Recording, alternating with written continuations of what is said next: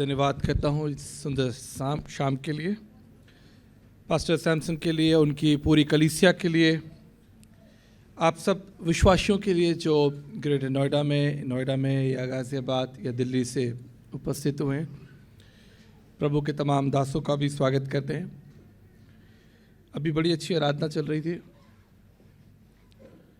और सुंदर गीतों के द्वारा अभी हमने उस परमेश्वर की महिमा की। इस समय होगा कि हम उसके वचन के द्वारा उसके निकट आएं। आइए प्रार्थना करें।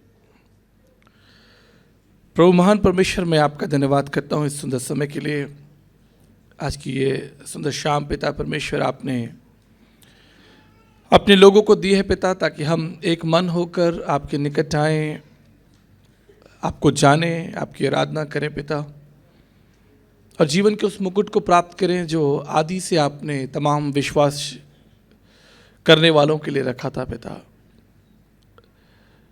प्रभु जी, प्रार्थना करता हूं जो समर्पण आपके दासों ने, आपके संतों ने, आपकी कलीसिया ने प्रकट किया है, इनकी उपस्थिति इस बात के लिए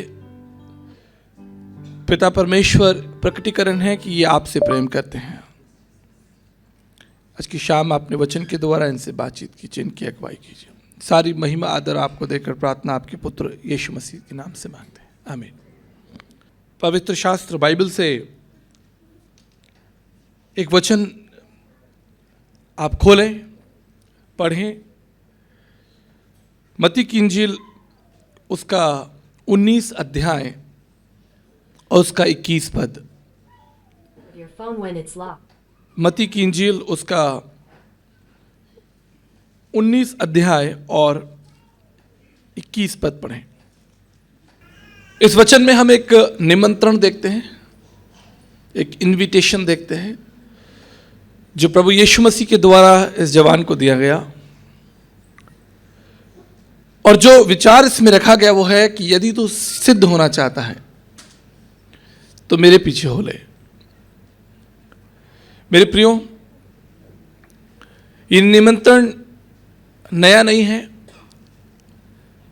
परंतु प्राचीन है। अगर आप उत्पत्ति की पुस्तक उसके 17 अध्याय और पहले पद को देखें तो यही निमंत्रण अब्राहम को दिया गया था।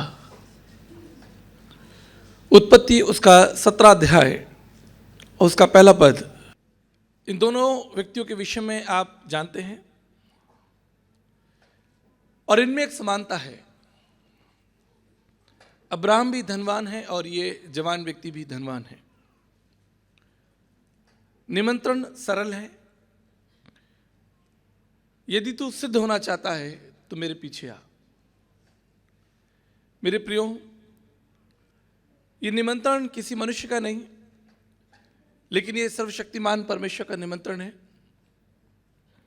और ये निमंत्रण केवल अब्राहम या इस जवान के लिए नहीं, लेकिन सारी सृष्टि के लिए है। यदि तुम सिद्ध होना चाहते हो तो उस परमेश्वर के निकट आओ, उसके पीछे चलो और उस सिद्धता को प्राप्त करो। सनातन काल से यही परमेश्वर की इच्छा है कि मनुष्य परमेश्वर की उपस्थिति में चले, और इसलिए परमेश्वर ने मनुष्य की सृष्टि की थी। जब आप किसी विषय को, किसी वस्तु को देखते हैं, अपने आसपास किसी चीज को देखते हैं, जैसे ये कुर्सी है या ये पोडियम है, इसकी उत्पत्ति का, इसके निर्माण का कारण क्या है? किसी भी विषय को क्यों बनाया गया? सूर्य का अस्तित्व और उसके निर्माण का कारण, चंद्रमा उसके अस्तित्व और निर्माण का कारण, संसार उसके अस्तित्व और निर्माण का कारण क्या है, और अंततः मनुष्य की उत्पत्ति का मूल कारण क्या है? भारतीय दर्शन में से तत्व चिंतन कहा गया है। भारतीय दर्शन में एक दर्शन है सांख्य दर्शन। सांख्य दर्शन का मतलब है उस विषय के अंत तक पहुंचना, किसी भी वस्तु या विषय के अस्तित्व के अंत तक पहुंचना। तो मनुष्य इस संसार में जो जीवित प्राणी है, मैं और आप हैं, अंततः हमारी उपस्थिति का मूल कारण क्या है? हम क्यों सृजे गए, हम क्यों बनाए गए?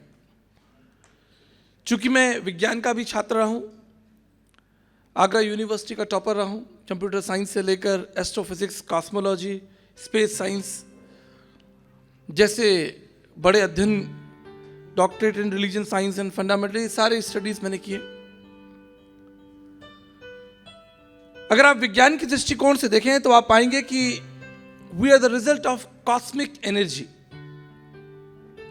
आज से 15 करोड़ साल पहले कुछ ग्रह आपस में टकराए और उसमें से एक जीव पैदा हुआ। विषय तो बड़ा है लेकिन मैं संक्षेप में समझाने की कोशिश कर रहा हूं। और फिर वो जीव जो है वो धीरे धीरे एक प्राणी बन गया और उस प्राणी को बनने में हजारों लाखों साल लगे। वो पहले अमीबा था, सेल था, अमीबा बना, फिर मछली बन गया, फिर वो कुछ और बन गया और एक विकास दर जो आपने पढ़ा होगा, और अंततः हजारों सालों बाद एक प्राणी बनकर तैयार हो गया। अगर ये सत्य है तो बाइबल झूठी है, और अगर बाइबल सत्य है तो विज्ञान का यह सिद्धांत बिल्कुल झूठा है। पवित्र शास्त्र बाइबल में लिखा है कि आदि में परमेश्वर ने आकाश और पृथ्वी की सृष्टि की। इस सृष्टि के निर्माण में उस परमेश्वर को लगभग 6 दिन लगे। अंत में उसने 6ठे दिन मनुष्य को बनाया। और जब आप मनुष्य की बात करते हैं तो इस पृथ्वी पर मनुष्य जो है वो सबसे विशेष प्राणी है। इस पृथ्वी पर बहुत से प्राणी हैं, जीव जंतु हैं, पक्षी हैं, रेंगने वाले जंतु हैं, आकाश में उड़ने वाले पक्षी हैं, समुद्र की मछलियां हैं। लेकिन पवित्र शास्त्र बाइबल बताती है कि परमेश्वर ने किसी भी चीज को, किसी भी वस्तु को अपना स्वरूप नहीं दिया, लेकिन केवल मनुष्य को अपना स्वरूप और अपनी समानता दी।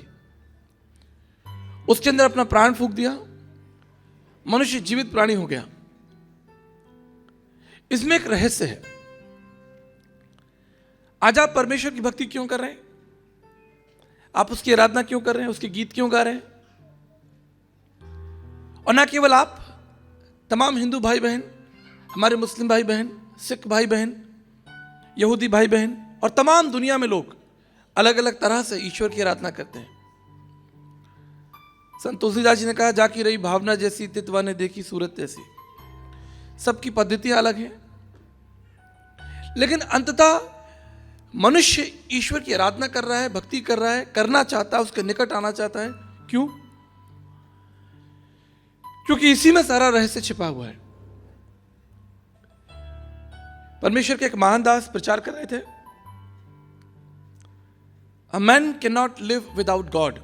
मनुष्य परमेश्वर के बगैर जीवित नहीं रह सकता, या मनुष्य परमेश्वर के बगैर नहीं रह सकता। अगर यह सत्य है तो यह भी सत्य है कि परमेश्वर भी मनुष्य के बगैर नहीं रह सकता। यह मित्रता, यह प्रेम दोनों तरफ से है। जब एक बच्चा 6 महीने का, 8 महीने का हो जाता है, साल भर का हो जाता है, तो वो अपनी मां को पहचानने लगता है। उससे अन्य लोग अपनी गोदी में ले, खींचे तो वो रोता है, नहीं जाना चाहता। क्यों? क्योंकि वो अपनी मां को पहचानता है।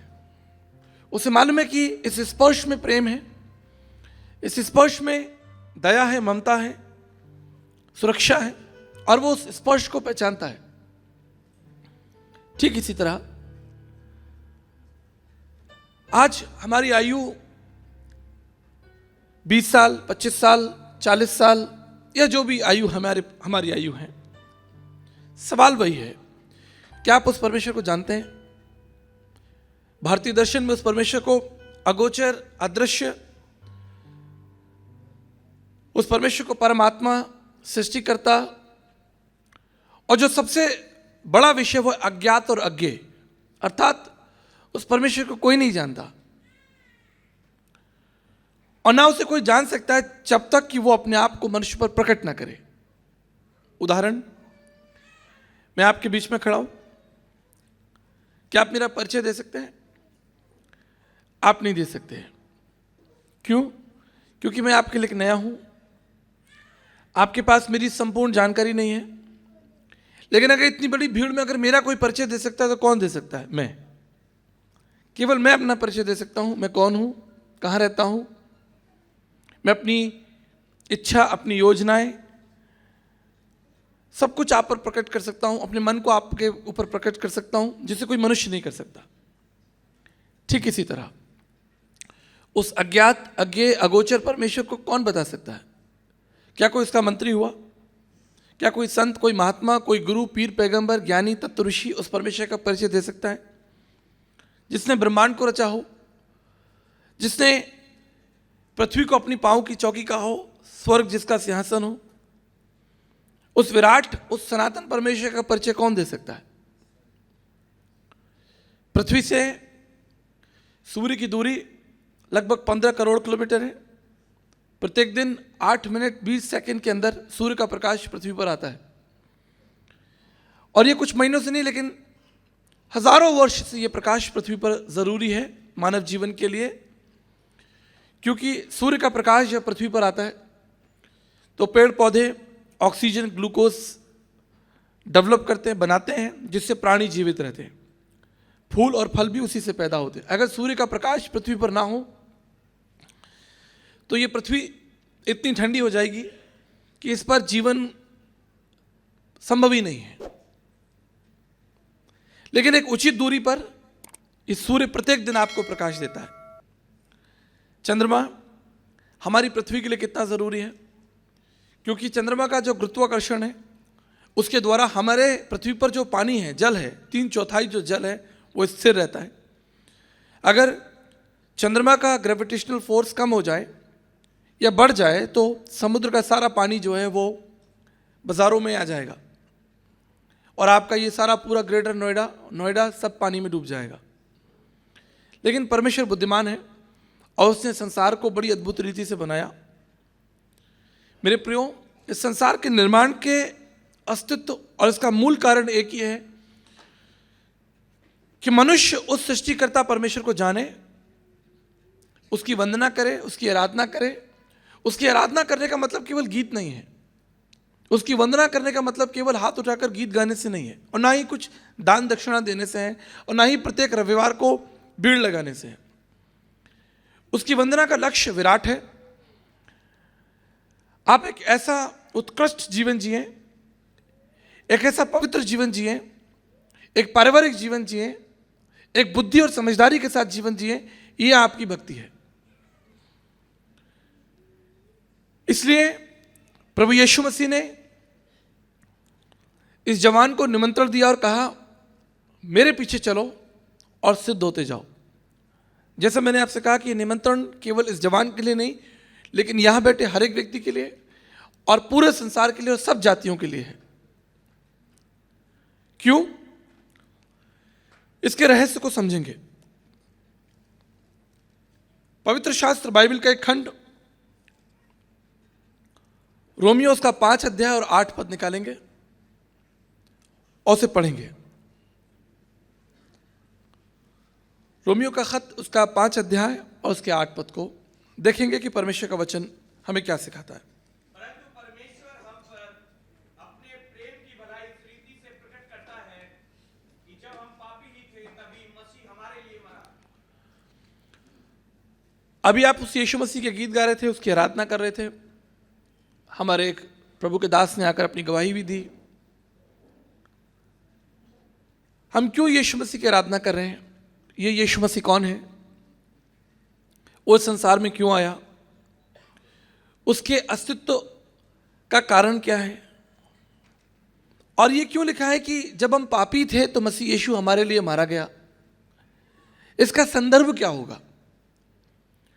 क्योंकि मैं आगरा शहर से हूं, तो आगरा में ताजमहल है। आप में से बहुत से लोगों ने देखा होगा।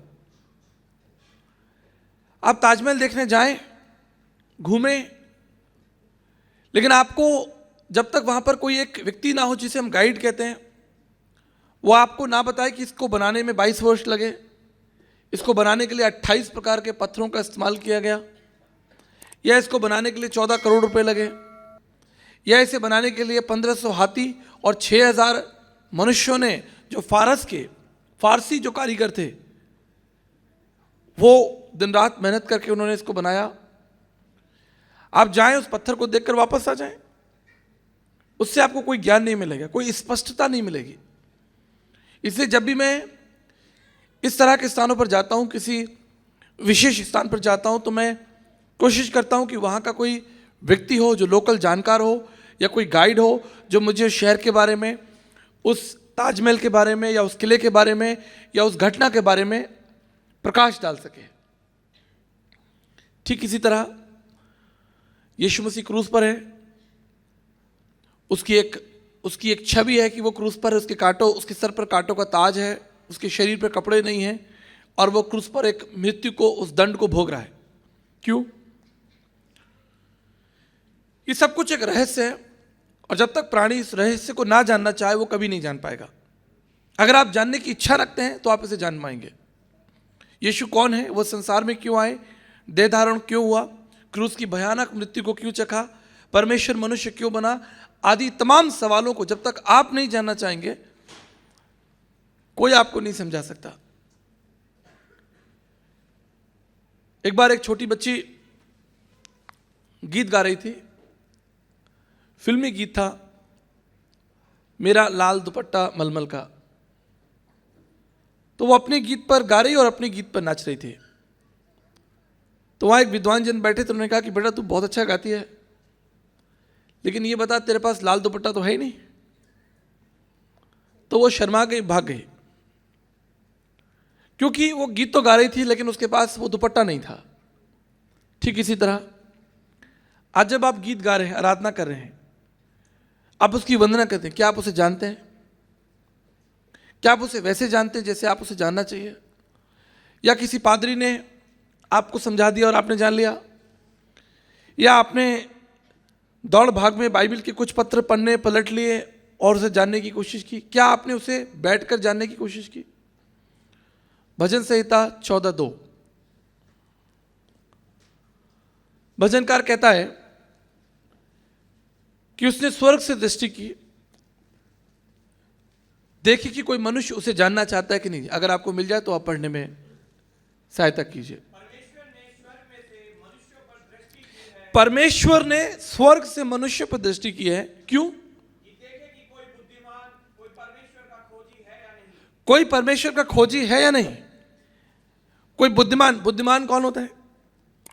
बुद्धिमान तो एक डॉक्टर होता है, एक IAS ऑफिसर होता है, एक बड़ा अधिकारी होता है, पुलिस ऑफिसर होता है, एक पायलट होता है जो 930 किलोमीटर प्रति घंटे की रफ्तार से 40,000 फीट पर 300 आदमियों को लेकर उड़ता है, या एस्ट्रोनॉट होता है जो चंद्रमा पे जाता है, स्पेस में जाता है। लेकिन बाइबल क्या बुद्धिमान के बारे में बाइबल क्या कहती है? बुद्धिमान कौन है? बुद्धिमान वो है जो परमेश्वर को ढूंढ रहा हो।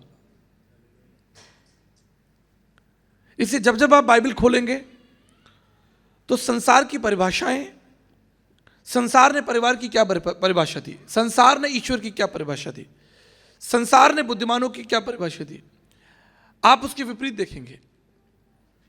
बाइबल जो परिभाषा दे रही है वो सत्य है, वही अटल है।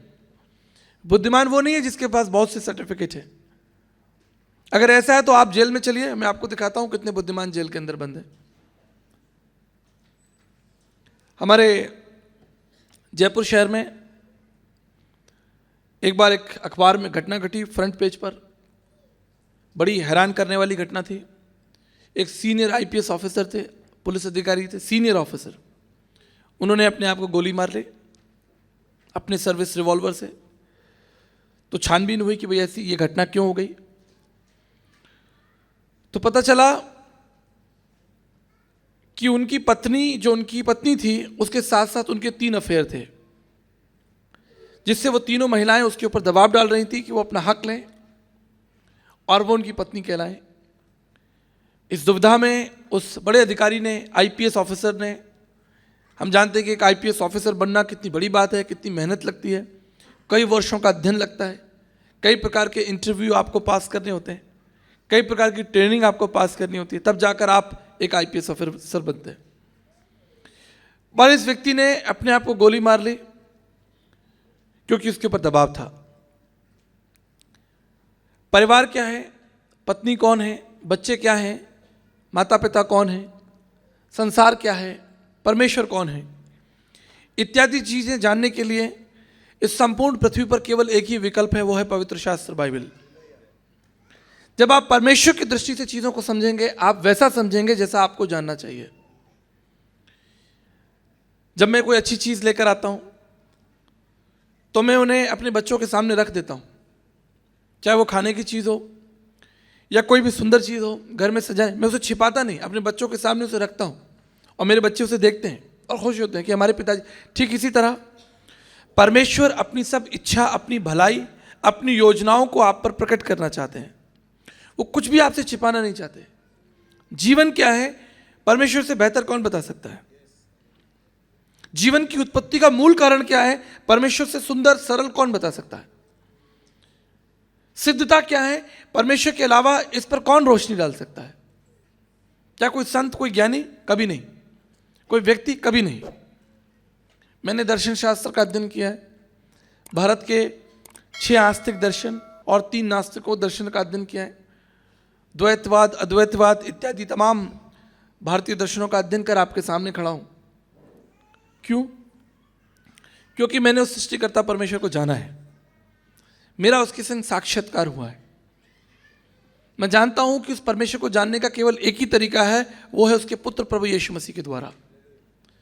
क्योंकि अज्ञात, अगोचर, अदृश्य परमेश्वर को कोई प्रकट नहीं कर सकता, कोई उसके बारे में लिख नहीं सकता, कोई उस पर प्रकाश नहीं डाल सकता जब तक कि वो अपने आप के बारे में ना बताए। इसी बाइबल कहती है, आदि में वचन था, वचन परमेश्वर के साथ था, वचन ही परमेश्वर था और वो वचन देहधारी हो गया। और वो इसलिए देहधारी हो गया ताकि आप उसे जान सकें। इसलिए यूहन्ना 4 अध्याय में जब यीशु मसीह की मुलाकात उस सामरी स्त्री से होती है तो यीशु मसीह ने उस स्त्री से कहा कि अवश्य है कि मेरे आराधक जो मेरी आराधना करते हैं वो आत्मा और सच्चाई से मेरी आराधना करें। आत्मा से अर्थात, इसको समझ लीजिए, ये बड़ा महत्वपूर्ण विषय है। क्योंकि पुराने समय में आराधना का केवल एक ही तरीका था, वो ये था कि आप यरूशलेम के मंदिर में जाएं और वहां बैठकर आराधना करें। आप सड़क पर, बाजार में, अपने घरों में, ऑडिटोरियम पर, चलती हुई गाड़ी में, किचन में आराधना परमेश्वर की नहीं कर सकते, उसके गीत नहीं गा सकते, उसका वचन नहीं खोल सकते, आप इस वचन को छू भी नहीं सकते। लेकिन आज आप चलती गाड़ी में, हवाई जहाज में, अपने रसोई में बैठकर, अपने ड्राइंग हॉल में बैठकर, इस तरह के ऑडिटोरियम में, पेड़ के नीचे, कहीं पे भी प्रभु की आराधना कर सकते हैं। आत्मा से अर्थात आत्मा के द्वारा हमको एक स्वतंत्रता मिली कि हम कहीं भी, अब हमें कोई किसी विशेष स्थान पर जाकर, कहीं दूर पहाड़ों पर जाकर ईश्वर की आराधना कर, जहां कहीं मेरे नाम से 2 या 3 इकट्ठे होंगे मैं उनके बीच में होऊंगा। यह है आत्मा का काम। दूसरा, सच्चाई से। आत्मा का मतलब कहीं पे भी, जहां कहीं 2-3 इकट्ठे होंगे मैं उनके बीच में होऊंगा। सच्चाई से अर्थात मुझे जानकर, उस परमेश्वर को जानकर उसकी आराधना करें। यही तो कारण था जब उस परमेश्वर को मनुष्य ने नहीं जाना। सुन लीजिए ध्यान से, जब उस परमेश्वर को मनुष्य ने नहीं जाना, यही तो मनुष्य की इच्छा थी कि उस परमेश्वर को जाने। और रोमियो का खत इस बात का गवाह है, हम देख लेंगे। जब पौलुस लिखता है कि उस परमेश्वर की नाना प्रकार से लोगों ने कल्पना की और वो मूर्ख बन गए। बुक ऑफ रोमन्स चैप्टर 1 और उसका 21 पद में आपके लिए पढ़ रहा हूं। इस कारण कि वे परमेश्वर को जानने पर भी उन्होंने परमेश्वर की ओर बड़ाई और धन्यवाद ना किया, परंतु व्यर्थ विचार करने लगे, यहां तक उनका निर्बुद्धि मन अंधेरा हो गया और वे अपने आप को बुद्धिमान जताकर मूर्ख बन गए और अविनाशी परमेश्वर की महिमा को नाशवान मनुष्य, पक्षियों, चौपाइयों और रेंगने वाले जंतुओं की मूर्त की समानता में बदल डाला। मनुष्य आरंभ से ही उस परमेश्वर को जानना चाहता था। जब नहीं जान पा रहा था तभी तो उसने उस परमेश्वर की मूर्त बनाई। ये परमेश्वर, उस मनुष्य की इच्छा थी कि उस परमेश्वर को जाने, उस अदृश्य शक्ति को जाने और उसके साथ उसका एक निजी संबंध हो, एक मित्रता हो। लेकिन जब वो परमेश्वर अज्ञात और अगोचर है, अदृश्य है, उसे जानने का कोई तरीका ही नहीं हो पा रहा, तभी तो मनुष्यों ने यह मूर्खता की। जब स्वर्ग से परमेश्वर ने देखा तो उसने अपने पुत्र को इस संसार में हमारे लिए भेज दिया ताकि हम उसे देखें। अदृश्य परमेश्वर का प्रतिरूप और सारी सृष्टि में पहला उठा। कुलिसियों का पत्र हमें इस बात के लिए गवाही देता है। अदृश्य परमेश्वर का प्रतिरूप, वचन देहधारी हो गया। क्यों देहधारी हो गया, इस पर भी हम विचार विमर्श करेंगे। जब यीशु मसीह का जन्म हुआ तो आप जानते हैं कि उसका जन्म बड़ा अद्भुत था। हालांकि अभी क्रिसमस नहीं है, लेकिन हम उसकी उस घटना को जरा स्मरण कर लें। जब यीशु मसीह का जन्म हुआ तो सबसे पहले स्वर्गदूत जो हैं, स्वर्गदूत, इस बात को ध्यान दीजिएगा, स्वर्गदूत स्वर्ग से उतर कर आए और वो मरियम के पास में जाकर बोलता है कि तेरे एक पुत्र होगा। कहानी आपको पता है। मरियम ने कहा कि मेरा तो विवाह नहीं हुआ। उससे कहा पवित्र आत्मा तुझ पर छाया करेगी, the spirit of God will come upon you and you will birth a boy and his name will be Immanuel. उसका नाम इमैनुअल रखना, और इमैनुअल का अर्थ है परमेश्वर हमारे साथ। अगर आप इब्रानियों उसका पहला अध्याय और पहले पद को पढ़ेंगे तो वहां यह लिखा है कि पूर्व युग में उस परमेश्वर ने थोड़ा थोड़ा और बाप दादाओं के द्वारा बातें की, लेकिन अंत में उसने अपने पुत्र के द्वारा बातें की। अब तक इस संसार में जितने भी संदेश भेजे गए, जितने भी दर्शन प्रकट किए गए, वो प्रभु के संतों के द्वारा हुए। हम कह सकते हैं, भारतीय परिवेश में हम उसे गुरु कह सकते हैं। मूसा के द्वारा, एलिया के द्वारा, एलीशा के द्वारा, अर्थात परमेश्वर ने मनुष्य को चुना और उनके ऊपर अपना अभिषेक उंडेला और उनसे कहा कि जाकर तुम समाज से बात करो। यही उसने यूना नबी को कहा कि जाओ और जाकर नीनवे के विरुद्ध प्रचार करो, जो कुछ नीनवे में हो रहा है उसके विरुद्ध प्रचार करो। लेकिन एक समय आया जब उस परमेश्वर ने चाहा कि वो संसार में खुद उतर कर जाएगा, और वो हमारे लिए आया। क्यों आया, ये बड़ा रहस्य है। इसको समझिए कि वो परमेश्वर मनुष्य क्यों बन गया। वचन कहता है मत्ती की इंजील उसका पहला अध्याय और 21 से 23 जब हम पढ़ते हैं, पूरा पढ़ते हैं, वो लिखा है कि वह उनके पापों से उद्धार करेगा। वो उनके पापों से उद्धार करेगा। अब ये बड़ा चुनौतीपूर्ण विषय है। एक बार मैं ट्रेन में जा रहा था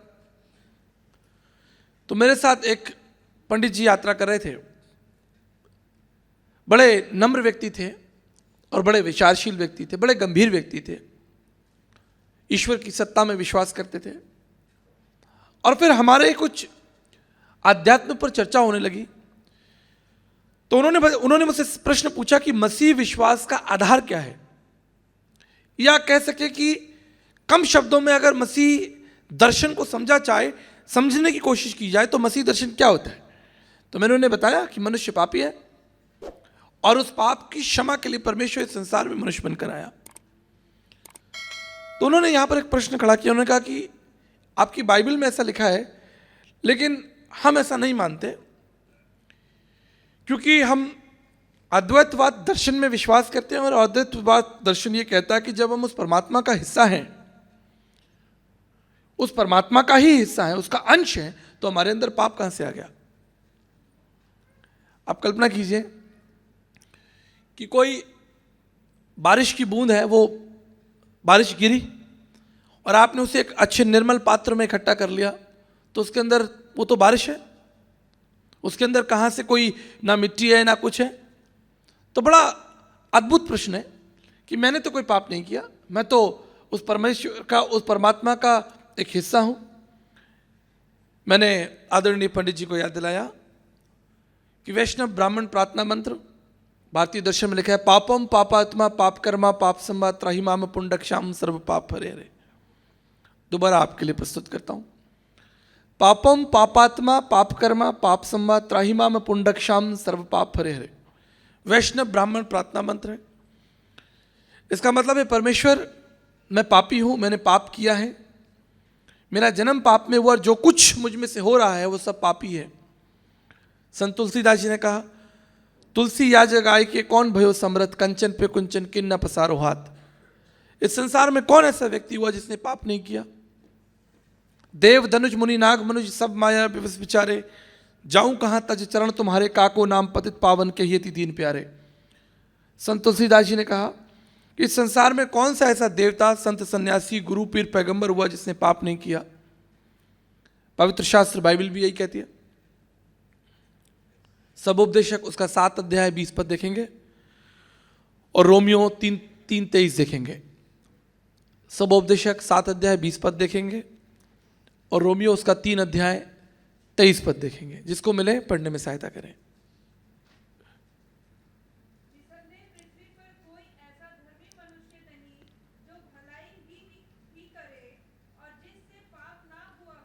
ये परमेश्वर का वचन है। आप कुछ भी सोचते हो, इससे कोई फर्क नहीं पड़ता। आप सोचते हैं कि मैं किसी जाति का हूं, किसी विशेष धर्म का हूं, इससे कोई फर्क नहीं पड़ता। परमेश्वर का वचन जो कह रहा है वही अटल सत्य है। इसलिए भागवत रहस्य में भी इस बात को लिखा है कि मन से, वचन से और कर्म से हर व्यक्ति पापी है। पवित्र शास्त्र बाइबल कहती है कि निस्संदेह इस पृथ्वी पर कोई ऐसा व्यक्ति नहीं जिसने पाप ना किया हो। मैं छोटा था, लगभग 8 साल का था और अपने पिताजी के साथ साइकिल पर बैठकर सब्जी खरीदने जाया करता था। तो बड़ा अद्भुत माहौल होता था। हम सब्जियां दौड़ दौड़ कर चुनते थे, इकट्ठा करते थे पॉलीथिन में, बड़े खुशी खुशी। इतना अच्छा लगता था कि पता नहीं इससे अच्छा कोई काम ही नहीं है। एक दिन मैंने अपने पिता की दृष्टि बचाकर और दुकानदार की दृष्टि बचाकर थैले के अंदर बहुत सारी अदरक डाल ली, लगभग 4-5 किलो अदरक भर ली। तो मैं जब घर आया अपने पिताजी, तो मेरी माताजी ने जब वो थैला खोल के देखा तो उन्होंने कहा कि आप इतनी सारी अदरक क्यों ले आए। पिताजी ने कहा कि मैंने तो आज अदरक खरीदी नहीं। तो मैं बड़ा खुश था। मैंने कहा अब शाबाशी मिलेगी कि इतनी सारी अदरक लेकर आया हूँ मैं, अचार बनेगा, चाय में डलेगा। बड़ा खुश। उस अदरक को देखकर मैं फूला नहीं समारा कि देखो मैं इतनी सारी अदरक उठा लाया। मेरी माताजी मेरे पास में आई, उन्होंने मेरा कान पकड़ा, कहा कि ये पाप है, दोबारा ऐसा मत करना है। और उन्होंने चलते चलते मुझे कहा कि ये परमेश्वर की दृष्टि में पाप है। 8 साल के बच्चे को पहली बार पाप शब्द, आप समझ रहे हैं, पहली बार मेरे कानों में, मेरी इंद्रियों में पाप शब्द जो है वो पड़ा। और मैंने कहा ये पाप क्या होता है। तो मैंने माताजी से पूछा कि पाप क्या होता है। हर एक वो चीज़, वो विषय जो परमेश्वर की दृष्टि में गलत है, परमेश्वर की समझ में गलत है, वो पाप है। बड़े हो जाओगे तो समझ जाओगे। अब यहां एक रहस्य है। रहस्य यह है कि हम पाप करके पापी हो गए या हम पापी हैं इसलिए हम पाप कर रहे हैं। आप समझ रहे हैं? हमने पाप किया तो हम पापी हो गए या हम पापी ही हैं इसलिए हम पाप कर रहे हैं। रोमियो उसका 3 अध्याय 23 पद खोल लीजिए। सब ने पाप किया है। आप किसी भी जाति, किसी भी भाषा के हो। मैं लगभग 150 देश घूम चुका हूं। दुनिया में अखबार जब छपता है, चाहे वो हिंदुस्तान में छपे, चाहे वो पाकिस्तान में छपे, चाहे वो इटली में छपे, चाहे अमेरिका में छपे, फ्रंट पेज पर मनुष्यों के विषय में लिखा होता है कि आज हमारे देश में, शहर में क्या हो गया।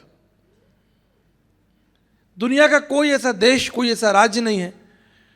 आप दिल्ली का अखबार उठाकर आज ही का देख लीजिए, कम से कम आपको, कम से कम नाना करते हुए 20 घटनाओं का वर्णन मिलेगा जो आपको बताएगी कि पाप है। पाप के अस्तित्व के बारे में बताइए, पाप है। जेल चले जाइए, देखिए। संसार में जो पाप है वो एक भयानक रोग है और विज्ञान के पास, दार्शनिकों के पास इस पाप का कोई सॉल्यूशन नहीं है।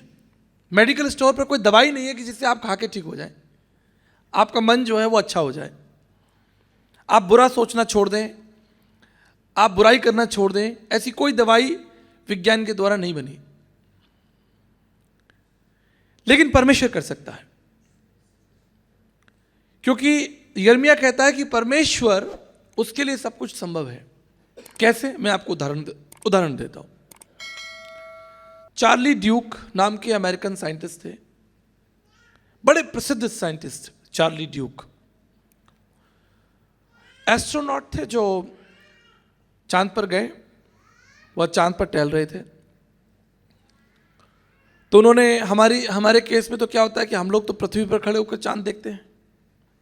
उनके केस में क्या था कि वो चांद पर खड़े और पृथ्वी को देख रहे हैं और बड़ा अद्भुत नज़ारा है, पृथ्वी को देख रहे हैं।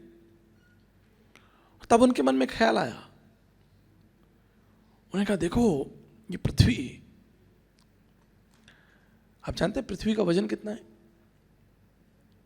आप 6 लिखें, 6 नंबर 6 और उसके आगे 24 जीरो लगा दें, आप गिन नहीं पाएंगे। इकाई, दहाई, सैकड़ा, हजार, 10,000, लाख, 10 लाख, करोड़, 10 करोड़, अरब, 10 खरब, खरब, 10 खरब, आगे गिनती नहीं आती। 24 जीरो कैसे गिनोगे? ये पृथ्वी का वजन है। तभी चार्ली ड्यूक ने अपने घुटने टिकाए और अपने हाथों को उठाया। उसने कहा कि ये पृथ्वी हवा में खड़ी है, ये केवल परमेश्वर ही कर सकता है।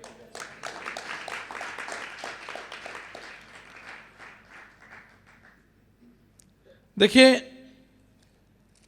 मन के अंदर जो असाध्य रोग लगा है, जो बुराई है, जो पाप है, उसका हल केवल परमेश्वर के हाथ में है, किसी मनुष्य के हाथ में नहीं।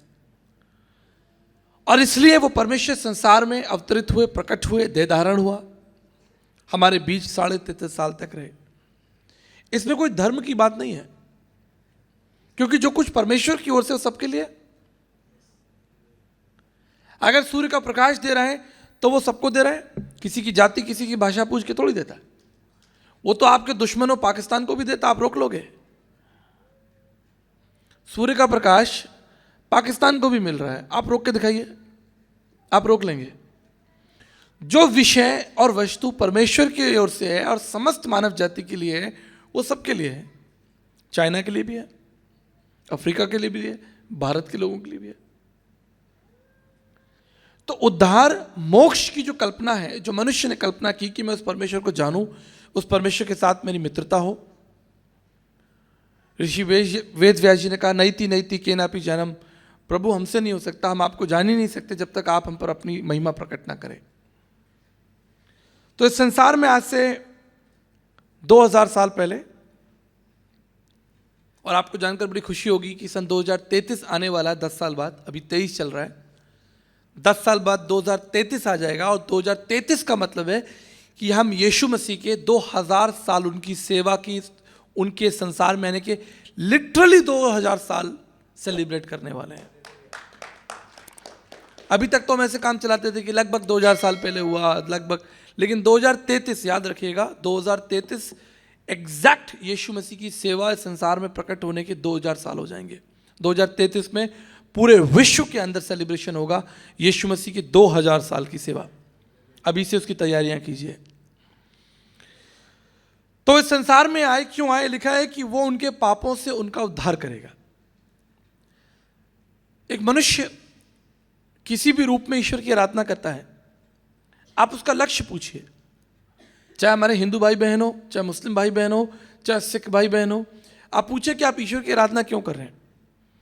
तो उनका एक ही जवाब है कि मैं उस मोक्ष को प्राप्त करना चाहता हूं। मोक्ष का मतलब होता है एकीकरण, एकत्व। भारतीय दर्शन में उसे एकीकरण कहा गया है, एकत्व। जैसे पवित्र शास्त्र बाइबल में लिखा है कि जैसे डाली जो है वो पेड़ में जुड़ी रहती है तो वो फलती फूलती है, जैसे पति पत्नी एक होते हैं, जैसे मान के चलिए आपके शरीर के अंग हैं, ये अंग इसमें जुड़े हैं तभी ये जीवित है। अगर एक अंग कट कर गिर जाए तो उसके अंदर रक्त का प्रभाव रुक जाएगा और घंटे, 2 घंटे, 5 घंटे बाद, दिन 2 दिन बाद वो जो अंग होगा वो खत्म हो जाएगा। तो ये भारतीय ऋषियों की भी यही प्रार्थना थी कि परमेश्वर, हम आपको जानना चाहते हैं, उस मोक्ष को, उस अनुग्रह को प्राप्त करना चाहते हैं। यही कारण था कि महाभारत के युद्ध के बाद अर्जुन दौड़कर कृष्ण के पास में गए और बोले कि अब सब लड़ाई बड़ाई सब खत्म हो गई, महाभारत का युद्ध शांत हो गया, अब ये बताओ मोक्ष कैसे मिलेगा? तो अर्जुन को भी मोक्ष चाहिए था। तो गीता उसके 18 अध्याय 62 श्लोक में अर्जुन को कृष्ण ने सलाह दी, तुमेव शरणम गच्छम सर्वभावेन भारतनम तत्त प्रसादनम प्रशासिति शाश्वतम। अर्जुन, उस परमेश्वर के पास चले जाओ, उस परमेश्वर के अनुग्रह से तुम्हारा मोक्ष होगा। अर्जुन ने कहा कि मैंने, अब तो जो होना था हो गया, युद्ध हो गया, मेरे हाथ जो हैं वो पाप से भरे हुए हैं, अब मैं इस पाप का जो बोझ लेकर कहां जाऊं? तो उस पाप के बोझ को कौन मिटा सकता है? भारतीय ऋषियों ने प्रार्थना की, अस्तुमा सदगमे तमसुमा ज्योतिर्गमय मित्तुमा अमृतगमय, परमेश्वर में असत्य से, अगर आपके पास सत्य होता तो आप प्रार्थना क्यों करते? अगर आपके पास आपका पेट भरा हुआ है, आपको पानी की जरूरत नहीं है, मेहमान घर में आता है, कहता पानी दीजिए, क्यों? क्योंकि उसको पानी की आवश्यकता है। अगर उसको प्यास नहीं लगी तो क्या वो पानी मांगेगा? उसको भूख नहीं लगी तो वो पानी खाना मांगेगा। ठीक इसी तरह जब प्रार्थना की गई अस्तोमा सद्गमय, हे परमेश्वर हमें असत्य से सत्य की ओर लेकर चलो, इसका मतलब है आप इस चीज को स्वीकार कर रहे हो कि आप असत्य में हो। ये तो बड़ी अच्छी बात है कि आप सच बोल रहे हो। तमसोमा ज्योतिर्गमय, तमस माने अंधकार, असत्य माने असत्य, तमस माने अंधकार, मृत्युमा अमृतगमय, मृत्यु से ज्योति क्यों। तो ये तो बड़ी अमिट अमूल्य प्रार्थना है। और प्रार्थना किसी भी भाषा में की जाए, परमेश्वर सब भाषाओं को जानता है, चाहे इंग्लिश में की जाए, चाहे संस्कृत में की जाए, चाहे चाइनीज में की जाए, चाहे अफ्रीकन लैंग्वेज में की, चाहे इटालियन में की जाए। प्रार्थना क्या थी? पापों पापात्मा पाप कर्मा पाप सम्मा त्रहिमाम पुंडक्षाम सर्व पाप हरे हरे। परमेश्वर हमारे पापों को हर लो। यीशु मसीह क्यों प्रकट हुआ? यीशु मसीह क्यों प्रकट हुआ? यीशु मसीह इसलिए प्रकट हुआ ताकि हमारे पाप जो हैं वो हर ले जाए, हमारे पाप जो हैं वो हर लिए जाएं। यही रहस्य, ये सबसे बड़ा रहस्य है। जब मैं एक जवान था, निकाल लेंगे, पहला यूहन्ना 3:5, 1 जॉन 3:5 पढ़ लीजिए। यीशु मसीह क्यों प्रकट हुआ? परमेश्वर देह में क्यों आया? उसने मानव रूप क्यों धारण किया? पढ़िए।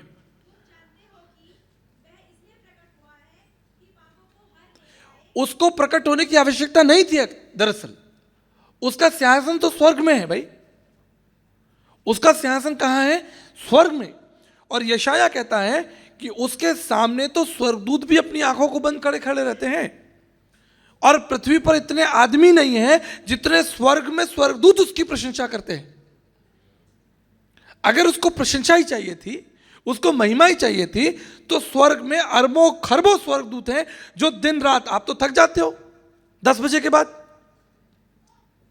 11 बजे आप सोने चले जाते हो, सुबह 8 बजे तक आपसे प्रशंसा हो ही नहीं सकती। कर सकते हो? कितनी करोगे? ऑफिस जाना है, गाड़ी चलाना है, ये करना है, वो करना है। लेकिन स्वर्गदूतों के पास तो कोई काम ही नहीं है। स्वर्गदूत तो दिन रात युगों से उसकी प्रशंसा कर रहे हैं, उसकी महिमा कर रहे हैं। उसको केवल प्रशंसा नहीं चाहिए, वो आपकी चिंता करता है, वो आपके बारे में कल्पना करता है। आप उसकी निज प्रजा हो, आप उसकी संतान हो, आपके अंदर उसका स्वभाव है, स्वर्गदूतों के अंदर उसका स्वभाव नहीं है।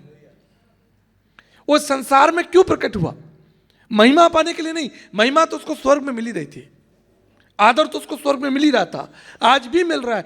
लेकिन इस संसार में देह धारण किया ताकि आपके पापों को हर ले, आपको जीवन का वो मुकुट दे जो यहां पर अभी लिखा हुआ था। आप उस मुकुट को प्राप्त करें। और उस मुकुट को प्राप्त करने के लिए मनुष्य ने भरसक कोशिश की। हमने अपने तरीके से अपने धर्म सिद्धांत, अपने पूजा पाठ के सिद्धांत, अपने तमाम प्रकार के सामाजिक सिद्धांत, धार्मिक सिद्धांत पैदा कर लिए। लेकिन ऋषि वेदव्यास जी ने कहा नैति नैति के ना पीछा परमेश्वर, ये नहीं हो सकता।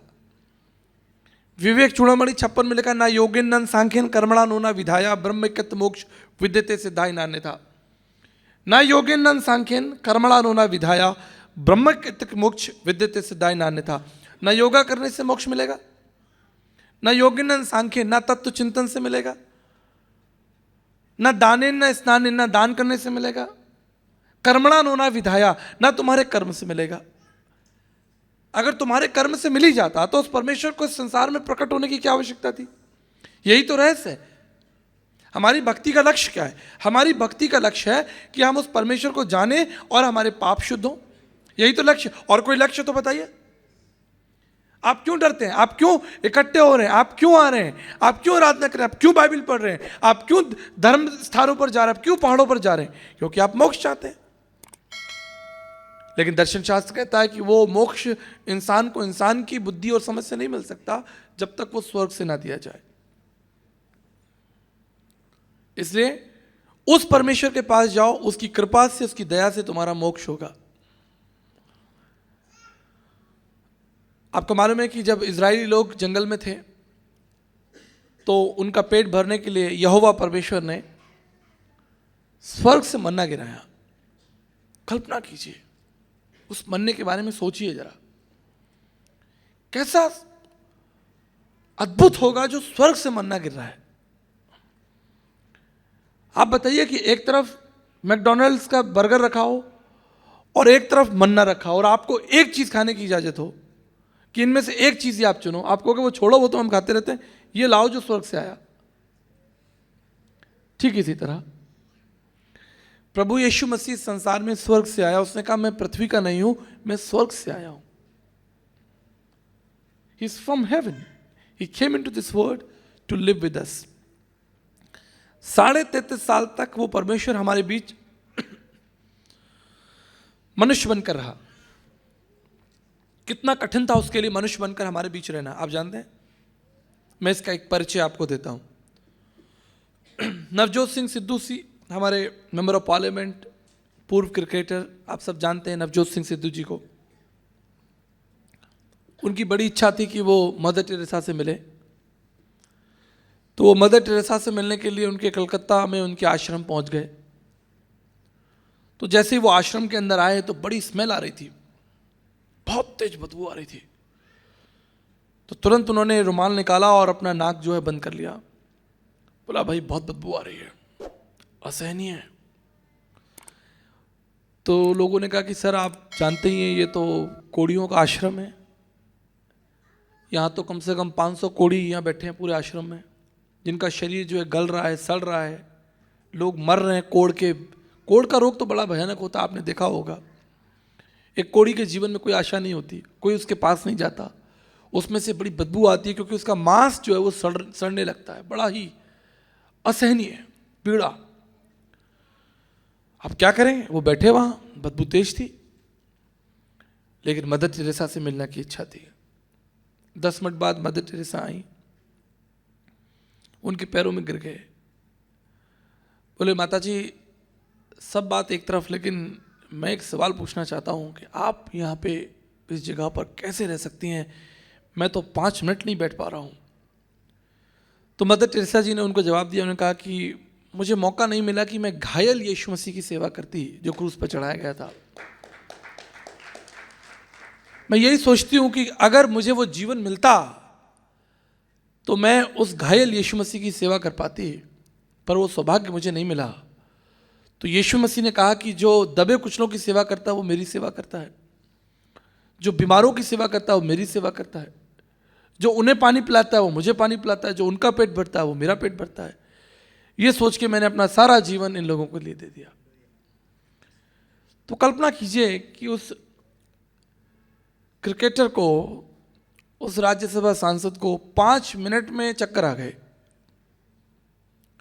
और 33.5 साल तक पवित्र परमेश्वर, इतना पवित्र कि आप उसकी पवित्रता की कल्पना नहीं कर सकते, जिसके आगे स्वर्गदूत भी आंखें बंद कर लेते हैं। मूसा ने कहा कि प्रभु मैं आपको देखना चाहता हूं। परमेश्वर ने कहा कि मूसा अगर कोई व्यक्ति मुझे देख लेगा तो मर जाएगा, क्योंकि उसकी पवित्रता भयानक है। उसकी पवित्रता वो सफेद सफेद नहीं है जो आप सोचते हो। हम लोग कपड़े पहन के गुड फ्राइडे पे खड़े हो जाते हैं कि पवित्र, आज पवित्र दिन है, वो सब नकली है। उसकी पवित्रता तो आग के समान है, कोई वहां जा ही नहीं सकता, कोई उसकी पवित्रता में खड़ा ही नहीं हो सकता। जब राजा, पहला राजा के अनुसार, दूसरे राजा के अनुसार जब वो मंदिर बन गया तो प्रार्थना की गई कि भाई प्रभु ये मंदिर तैयार है, इसे आप ग्रहण कीजिए। राजा सुलेमान ने प्रार्थना की कि प्रभु ये मंदिर तैयार है, इसे ग्रहण कर लीजिए। आई थिंक 7वें अध्याय में। तो बाइबल कहती है, परमेश्वर का वचन कहता है कि स्वर्ग से पवित्र आत्मा का सामर्थ उतरा, और वो सामर्थ इतना भयानक था कि याजक और फरीसी जो वहां खड़े थे वो भाग गए। उसकी पवित्रता सफेद सफेद नहीं है, उसकी पवित्रता भयानक है, और उसकी पवित्रता के आगे कोई खड़ा नहीं हो सकता। और वो पवित्र परमेश्वर हमारे बीच में कैसे 33.5 साल तक मनुष्य बनकर रहा, मैं आज भी इस पर मनन करता हूं। कल्पना कीजिए, इतना विराट अगम्य स्वर्ग जिसका सिंहासन है, पृथ्वी जिसके पांव की चौकी है, वो गलियों में घूम रहा है। सड़कों पर बैठा है, पेड़ के नीचे बैठा है। आप इसे मजाक समझते हैं? सृष्टिकर्ता परमेश्वर, the God of heavens and earth, उसने सारी गैलेक्सीज को, सारे ब्रह्मांड को, कॉस्मोस को बनाया है, जुपिटर को बनाया, मिल्की वेज को बनाया। उसके एक कहने से ब्रह्मांड अस्तित्व में आ गया। और वो परमेश्वर हमारे बीच में गलियों में घूम रहा है, सड़कों पर, चौराहों पर, शादी में बैठा है। कोई मर गया वहां बैठा है, कोई दुखी है वहां बैठा है, किसी के घर जा रहा है। ये मजाक है? ये मजाक नहीं है, ये रहस्य है, ये अद्भुत है। और प्रत्येक प्राणी को यह रहस्य जानना चाहिए कि वो अद्भुत, पराक्रमी, अज्ञात, अज्ञे, अगोचर परमेश्वर हमारे बीच 33.5 साल तक कैसे रहा और क्यों रहा, क्यों रहा और कैसे रहा। ये 2 बड़े प्रश्न हैं। उसके लिए बड़ा मुश्किल था। एक बार मैं ट्रेन में जा रहा था, तो मुझे भूख लगी, तो मैंने कहा एक सैंडविच खा लेता हूं। तो जैसे ही मैंने सैंडविच लिया तो परमेश्वर का आत्मा मुझे बोला कि इसे मत खाना। आप देखिए, आज भी वो जीवित परमेश्वर है। आप उसकी आवाज़ सुनते हैं तो अच्छी बात है, नहीं तो प्रार्थना कीजिए ताकि वो आपसे बात करे। मुझे प्रभु ने कहा कि इस सैंडविच को मत खाना। मैं एकदम हैरान हो गया। मैंने कहा प्रभु बात कर रहे हैं, कुछ बात है। मैंने कहा प्रभु क्यों? प्रभु ने कहा खोल के देख। मैं आपको सच बता रहा हूँ, मैं मजाक नहीं कर रहा हूँ, प्रभु की वेदी पे खड़ा हूँ। प्रभु ने मुझसे कहा इसको खोल के देख। मैंने जब उस सैंडविच को खोला तो उसके अंदर एक झिंगुर मरा हुआ था। इंग्लिश में झिंगुर को क्रिकेट कहते हैं। इतना बड़ा झिंगुर मरा था। मैं एकदम डर गया। मैंने कहा अरे अगर मैं ये खाता तो, अगर सैंडविच कौन खोल के खाता है? आप सैंडविच कभी खोल के खाते हैं? देखते हैं कि उसमें क्या क्या है? आप तो विश्वास से खा लेते हैं।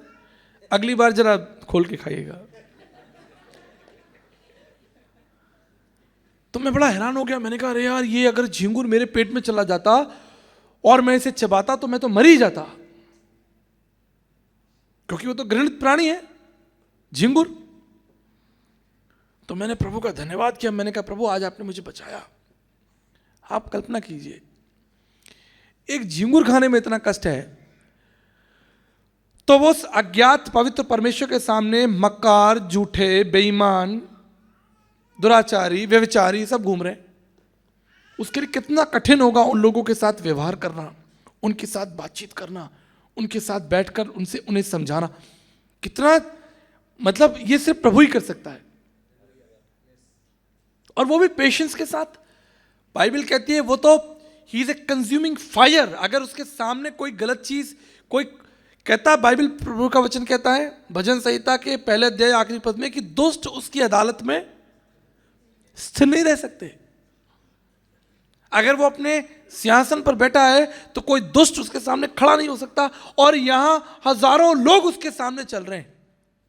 उसने अपना कितना संयम रखा, कितना धीरज रखा, कितना अपने आप को नम्र कर दिया। उसे दिख रहा है कि मैं 1 मिनट में आग जलाकर इन सब लोगों को भस्म कर सकता हूं। सदोम और अमोरा के ऊपर उसने आग गिरा दी। आपको मालूम है, सारे प्राणी मर गए। वो चाहता तो उस समय पृथ्वी पर आग गिराता और सब मर जाते, लेकिन उसने आग गिराने को नहीं चुना, उसने दया को चुन लिया। He moved with compassion। वो दया से भर गया। उसने कहा अब प्राणियों को मैं दया, अपनी दया के द्वारा 33.5 साल तक वो दया से भरा हुआ, और अपने सामने उन बुरे लोगों को, दुष्ट लोगों को प्रत्येक दिन देखता, लेकिन दया करता और उनके लिए प्रार्थना करता, उन्हें माफी देता, उन्हें क्षमा देता और जीवन का मार्ग दिखाता। रोमियो 5 अध्याय 8 पद आपने पढ़ा। परमेश्वर ने अपने प्रेम की भलाई इस रीति से प्रकट की कि जब हम पापी थे तो यीशु मसीह हमारे लिए मारा गया। देखिए, ये पक्ष तो बड़ा मजबूत था कि वो अज्ञात परमेश्वर मजबूत इस हमारे बीच में रहा, 33.5 साल तक रहा। वो सब अच्छी बात है। शादी में गया, खाना खाया, लोगों से बात की, नाव पर गया, वो सब सुनने में अच्छा लगता है। अब जो दूसरा विषय उस पर ध्यान दें। मसीह यीशु हमारे लिए मरा। मृत्यु कितनी भयानक है मुझे नहीं मालूम, कभी आपका मृत्यु से पाला पड़ा कि नहीं पड़ा। मेरा 2 बार मृत्यु से पाला पड़ा। एक बार मैं सिंगापुर जा रहा था, दिल्ली से मेरी हवाई जहाज थी, मुझे तारीख भी याद है, 5 सितंबर 2011, 5 सितंबर 2011 को, और मैं सिंगापुर जा रहा था। लगभग रात को 10 बजे की फ्लाइट थी। तो मैं आराम से खाना वाना खा के सारे यात्री सो गए, नींद लग गई क्योंकि थके हुए थे, जयपुर से चलकर आए थे, थके हुए थे। आधी रात को लगभग 3 बजे के आसपास जहाज के अंदर टर्बुलेंस क्रिएट हुआ। जो लोग जहाज में यात्रा करते हैं उन्हें पता है कि टर्बुलेंस, और वो भी सीवियर टर्बुलेंस, क्या चीज़ होती है। मानो पूरा जहाज सूखे पत्ते की तरह थर थर थर थर काँप रहा।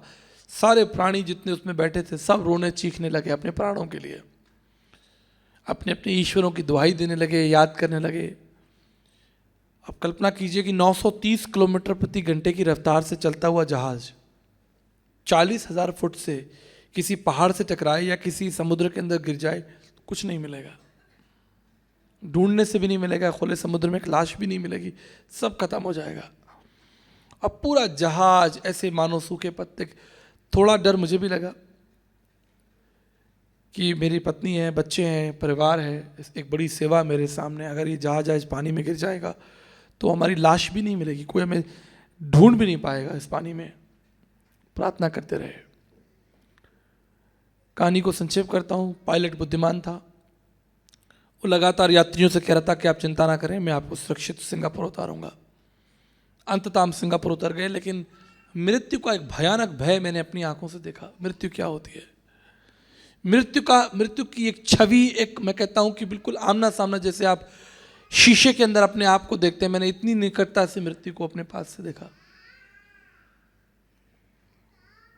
और कोई मृत्यु के लिए तैयार नहीं है, कोई मृत्यु को चखना नहीं चाहता, कोई आपके लिए अपना प्राण नहीं दे सकता। कोई संत महात्मा गुरु पीर पैगंबर आपको ज्ञान दे सकता है, लेकिन आपको जान नहीं दे सकता अपनी। आपको ज्ञान दे देगा, आपको बबूत दे देगा, ताबीज दे देगा, आपको धागा ताबीज बांध देगा, आपको लिख के पर्चा निकाल के दे देगा, लेकिन उससे कहो मेरे पापों के लिए आप प्राण दो, मेरा बोझ उठाओ। बाइबल क्या कहती है? यूहन्ना उसका 10 अध्याय 11 पद। यूहन्ना उसका 10 अध्याय 11 पद।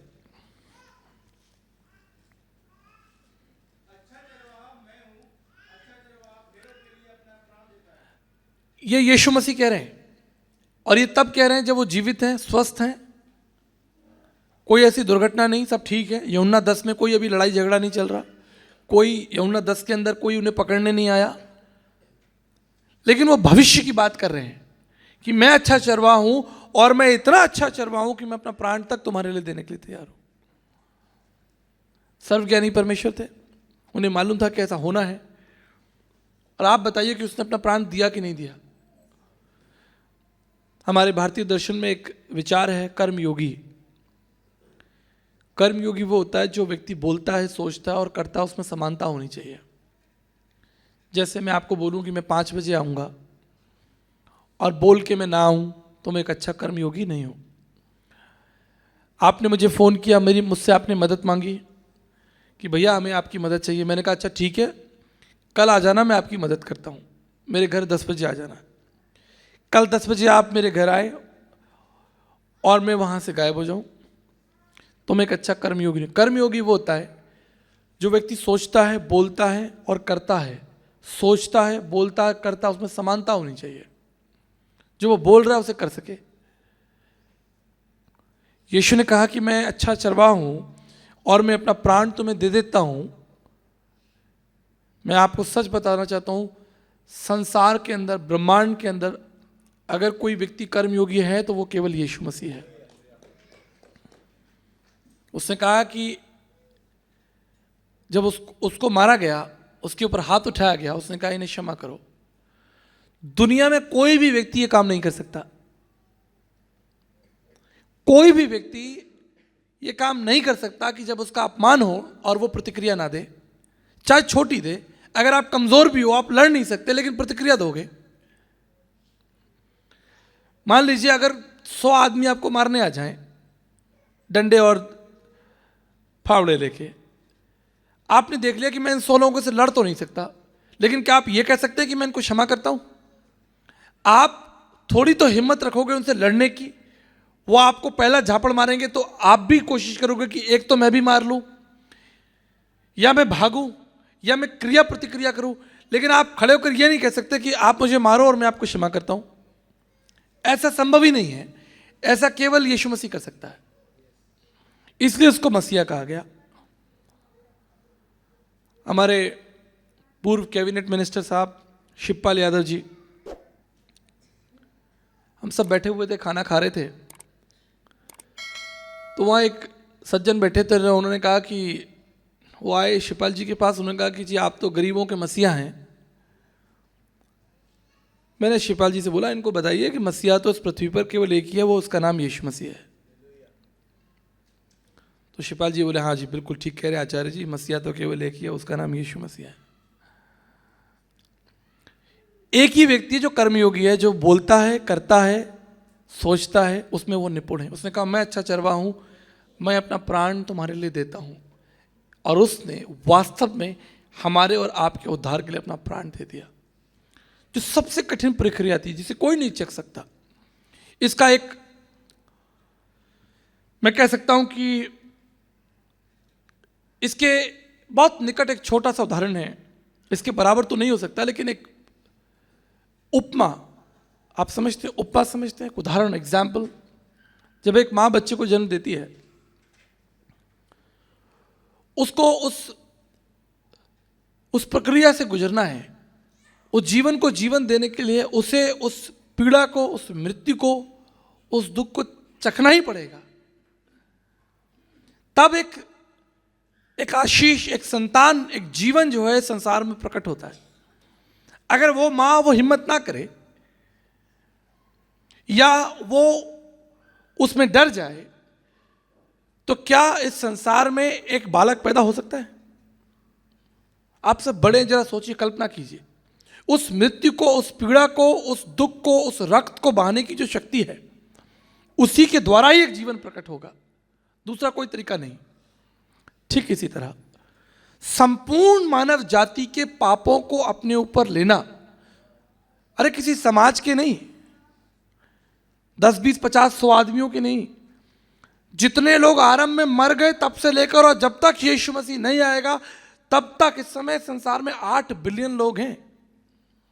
उन तमाम दुनिया के लोगों के पापों को उसने अपने ऊपर ले लिया। बाइबल कहती है जो पाप से अज्ञात था उसी को हमारे लिए पाप ठहरा दिया गया। जिसने कभी पाप नहीं किया, संसार का सारा पाप उसके ऊपर लाद दिया गया। दर्शन शास्त्र कहता है तद्रक्तम परमात्रम पुण्यदान बल्यागरम सर्व पाप परिहरो रक्त प्रक्षणम आवश्यम।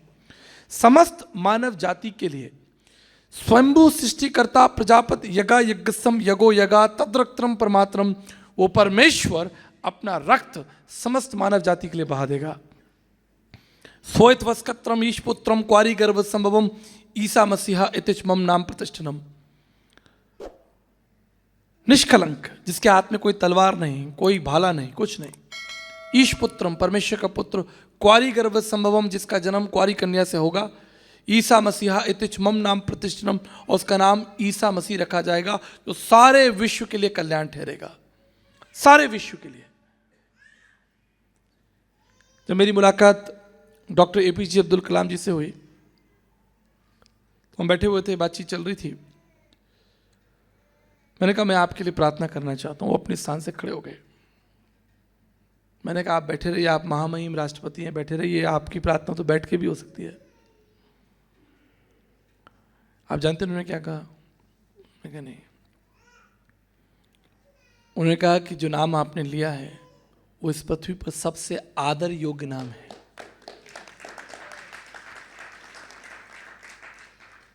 यीशु मसीह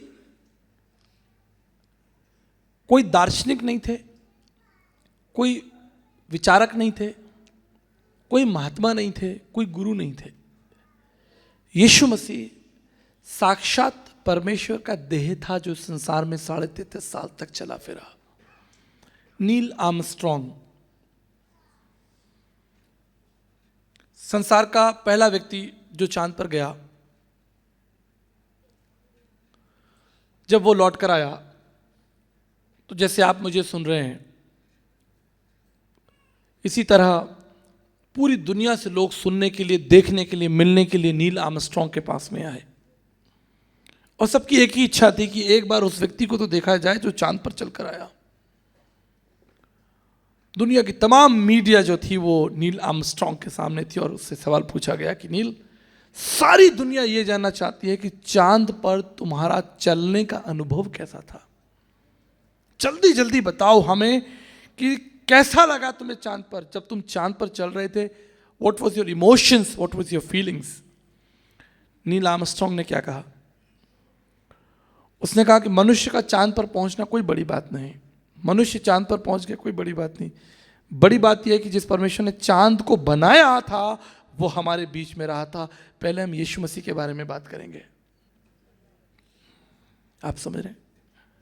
और वहां खड़े होकर सबसे पहले यीशु मसीह के बारे में, the God who created moon, he walked on this planet. ये रहस्य है ताकि आपके पाप, आपका धर्म मिटाया जाए और आप उस जीवन के मुकुट को प्राप्त करें। और ये भयानक था, ये प्रक्रिया साधारण नहीं थी, ये बहुत भयानक प्रतिक्रिया थी कि जगत के सृजनहार परमेश्वर को उसके कपड़े निकालकर क्रूस पर लटका दिया जाए, जिसने अदन की वाटिका में आदम और हव्वा की नंगता को ढक दिया, जिसने अपने पुत्र के बहते लहू उस खाल के द्वारा, उस पवित्र मेमने के लहू को बहाकर उस खाल के द्वारा आदम और हव्वा की नंगता को ढक दिया। आगे चलकर उसी इंसान ने उस सृजनहार परमेश्वर के कपड़े उतार दिए। आप जानते हैं उसके मुंह पर थूका गया। पवित्र शास्त्र बाइबल में इस विचार को जरा आप कल्पना कर लीजिए।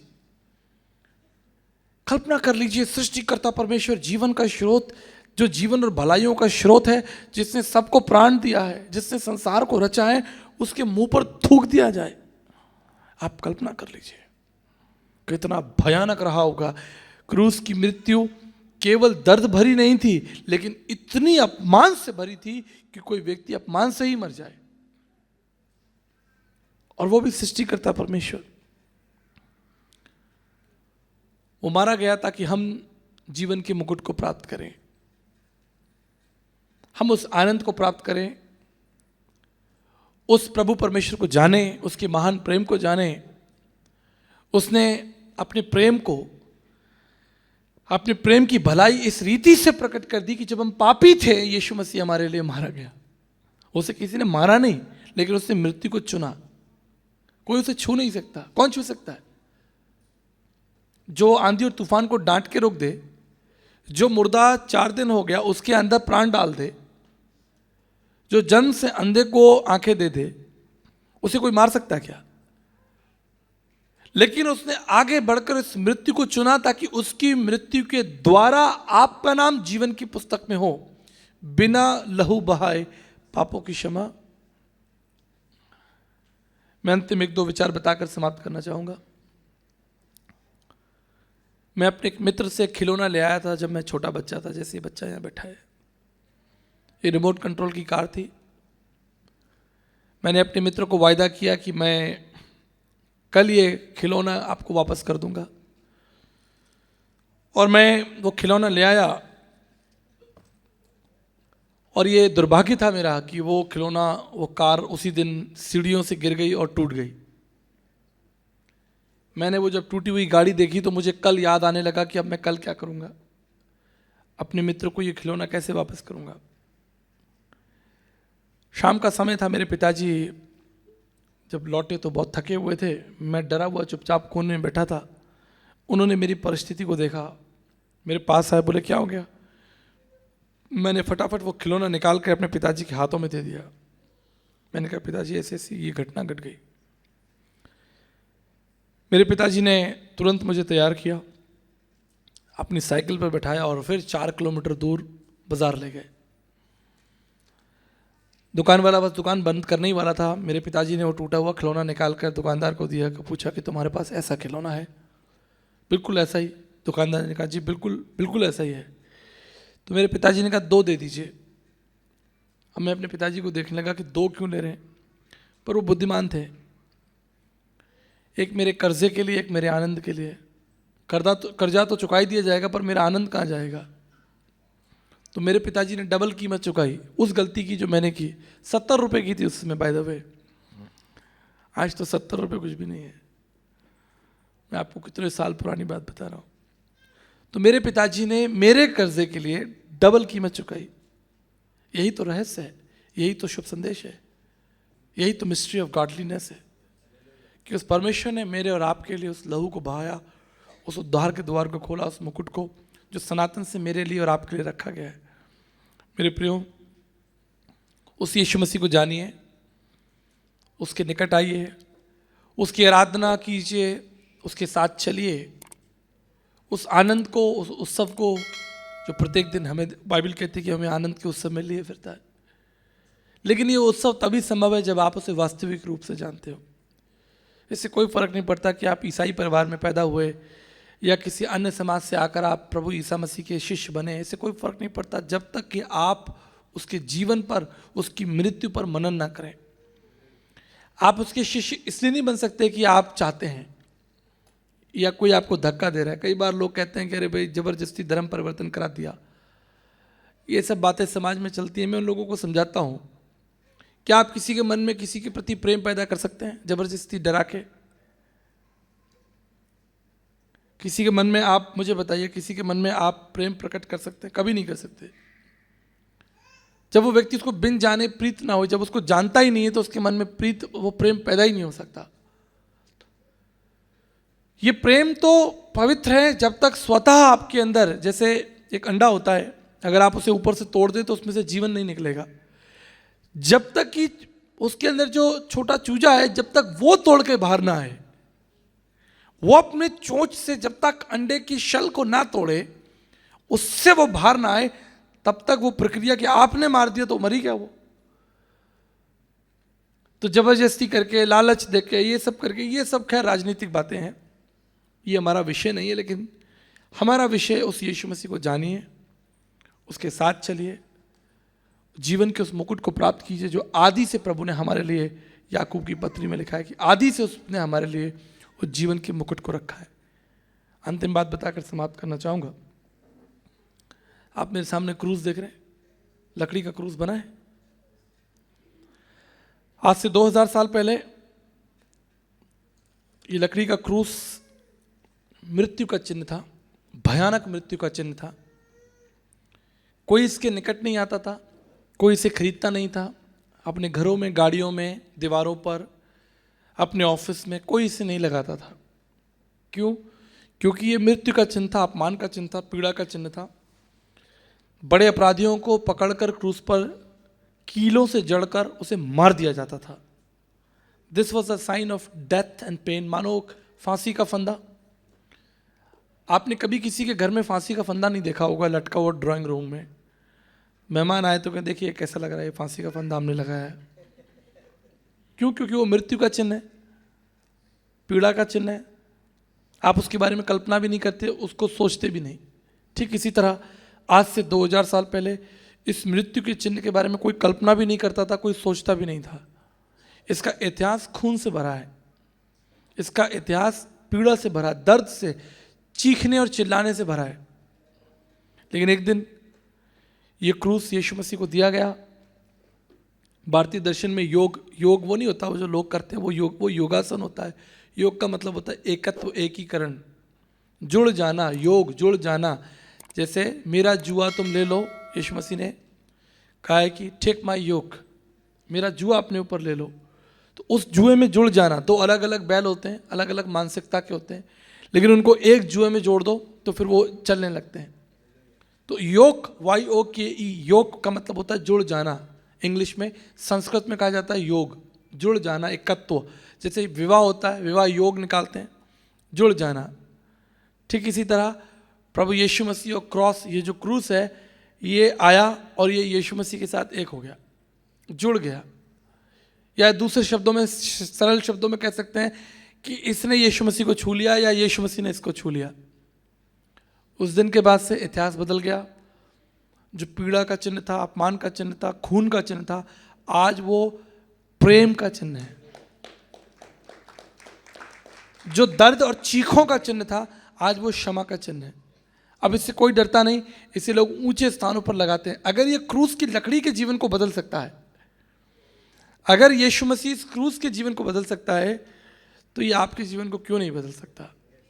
आप उसे अंदर आने दीजिए। उसने कहा रेवलेशन 3:20 में, मैं द्वार पर खड़ा खटखटाता हूँ, तुम खोलोगे। वो द्वार तोड़कर भी आ सकता है? नहीं आ सकता, आप रोक लेंगे उसको। लेकिन he is a gentle God. लोग कहते हैं जबरदस्ती करा दिया, जबरदस्ती करा दिया। यीशु मसीह वैसे ही बाहर खड़े हैं, वो कह रहे हैं मैं खटखटा रहा हूँ। अगर तोड़ना था तो वही तोड़ के अंदर आ जाते। वो कह रहे हैं मैं तुम्हारे द्वार पर खटखटा रहा हूँ, यदि तुम खोलना चाहो तो मैं तुम्हारे साथ संगति करूंगा। इफ यू ओपन, इफ लिखा हुआ इंग्लिश में, if you open the door I will come to you. मेरे प्रियो, अंतिम विचार रखकर समाप्त करना चाहता हूं। भक्ति तो सामूहिक है, हम सब बैठे हैं भीड़ में, पीछे बीच में भी बैठे हैं, छुप के भी बैठे हैं, सब बैठे हैं। भक्ति तो सामूहिक है, लेकिन उद्धार व्यक्तिगत है। भक्ति सामूहिक है, लेकिन उद्धार व्यक्ति, हर एक व्यक्ति उसके सामने खड़ा किया जाएगा।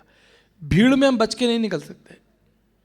वो रैली सी नहीं होती है, सब भीड़ में निकल जाते हैं, लोग देख ही नहीं पाते कौन आया कौन गया। ऐसा यीशु के साथ नहीं होगा।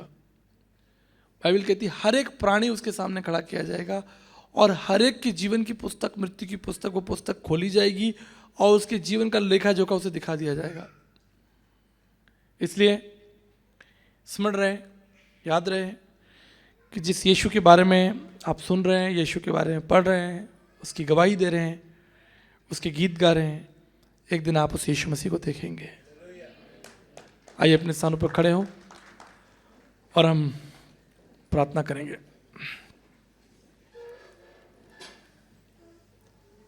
थोड़ा समय हम शांत रहेंगे, अपने मनों को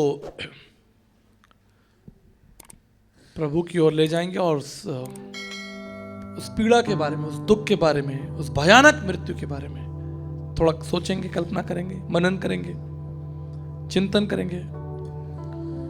सृष्टिकर्ता परमेश्वर मेरे और आपके लिए उस अपमान को, उस पीड़ा को, उस दर्द को चख रहा है। मेरे और आपके लिए उसने उस भयानक अपमान को, उस पीड़ा को चखा। पवित्र निष्कलंक परमेश्वर हमारे बीच में मनुष्य बनकर आया। 33.5 साल तक पृथ्वी पर चला, लोगों से बात की, उन्हें छुआ, उन्हें गले लगाया और उन्हें एक निमंत्रण दिया। उससे कहा कि यदि तू सिद्ध होना चाहता है तो मेरे पीछे चल। ये निमंत्रण उसने अब्राहम को भी दिया था। ये निमंत्रण उसने उस धनवान को भी दिया। आज आप कहां होंगे? आप अब्राहम के समान उसके पीछे आएंगे या धनवान के समान उसे छोड़कर चले जाएंगे? बाइबल कहती है कि उसने उस जवान को देखकर उससे प्रेम किया। कहा यदि तू मेरे पीछे आना चाहता है, सिद्ध होना चाहता है तो मेरे पीछे चल। मेरे प्रियो, उसके पीछे आए, उस अनंत जीवन को प्राप्त करें, उस मुकुट को प्राप्त करें। वो मुकुट जो मेरे और आपके लिए याकूब की पत्री में लिखा है, Blessed is the man who remains steadfast under trial, for when he comes stood the test, he will receive a crown of life. उस परीक्षा से निकलकर आप उस मुकुट को प्राप्त करेंगे। हालेलुया। हाथों को उठाकर उसका धन्यवाद करें। कहे प्रभु मैं आपका धन्यवाद करता हूं। धन्यवाद प्रभु कि आपने उस भयानक मृत्यु को चख लिया। धन्यवाद कि आपने अपना एक एक बूंद रक्त मेरे लिए बहा दिया। बाइबल कहती है कि उसके मुंह पर थूका गया, उसके कपड़े उतार लिए गए, लेकिन बस वो ये कहता रहा कि मैं अपना प्राण तुम्हारे लिए दे दूंगा। आई ले my life for your sins, ताकि तुम्हारा नाम जीवन की पुस्तक में हो। प्रियो, जो कुछ उसने हमारे लिए किया है हम उसकी कल्पना भी नहीं कर सकते। इसलिए विश्वास से उसके निकट आए, विश्वास से उसके साथ चलें, उसे अपना प्रभु कहें। जैसा थोमा अपने घुटनों पर गिरकर कहता है, मेरे प्रभु, हे मेरे परमेश्वर, उसे पहचाने। उस दिन थोमा ने उसे पहचाना था। वो 3 साल यीशु के साथ चला। मेरे प्रियो, संभव है कि आप भी 10 साल से 20 साल से यीशु के साथ चल रहे हो, लेकिन थोमा ने उस रात यीशु को पहचाना। आज की रात उस यीशु को पहचानने की रात है, उसके और निकट आने की रात है। हे मेरे प्रभु, हे मेरे परमेश्वर, उसका निमंत्रण हम सबके लिए है। उसने कहा, यदि तू सिद्ध होना चाहता है तो मेरे पीछे हो ले। Father, I want to thank you, Jesus. I want to give you glory and honor because you're a good God, Master. A wonderful, a loving and caring God. Father, we want to acknowledge what you have done on the cross for me, for all of us. That evening, Jesus. The Bible says he tasted death and shame for us, so we may get the crown of eternal life. Receive your crown in the name of Jesus. Take your crown in the name of Jesus. And one day we will see him face to face, as Paul said. धन्यवाद प्रभु जी, महिमा आदर आपको देकर इस प्रार्थना को आपके प्रिय पुत्र प्रभु यीशु के नाम से मांगता हूं। सब कहें आमीन। Thank you so much. प्रभु आपके साथ हो। प्रभु ने चाहा तो फिर मुलाकात करेंगे। Thank you. God bless you.